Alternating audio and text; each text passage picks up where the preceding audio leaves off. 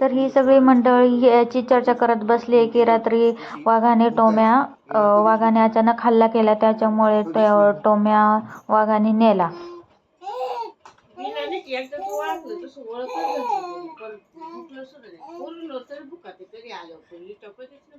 अंशू 5.5 महिन्याचा झाला.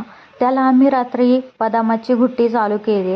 रात्री बदाम भिजत घालतो आणि सकाळचं तो दुधामध्ये उकळून त्याला आम्ही देतो. आज जिममधल्या एका मुलीने तिच्या मम्मीच्या शॉपमधले क्लचर आणि कानातले छोटे छोटे टॉप्स विकायला आणले होते. तर सगळे मुलींनी ते पाहिले आणि काहींनी घेतले सुद्धा. स्वयंपाक आवरून आम्ही सगळ्यांनी जेवण करायला घेतलं.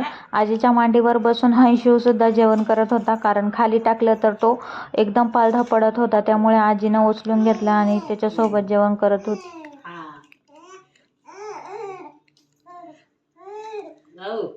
रात्री वाघाने काय काय कृत्य केलं हे सगळं आईचं फोनवर सांगायचं काम चालू होतं आणि अंशूचं खेळायचं काम चालू होतं. निबार होत, पण त्याला कडी नव्हती घाली. त्याला असं कडी घातली तर उघडायचं भ्या वाटायचं ना. मग तारीने असं बांधून घ्यायचं. ती तार तोडली त्याने रात्री. आराम करून झाल्यानंतर आम्ही घेतल्या शेंगा फोडायला.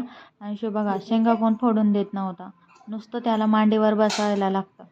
अंशूचा काका घरी आला का अंशूला नुसता काकाकडे जायचं असतं. कपडे सुद्धा बदलून देत नाही, नुसता ओढ घेत असतो काकाकडे. मम्मीने घेतला का व्हिडिओ काढायला आपला दोघांचा? घेतलाय.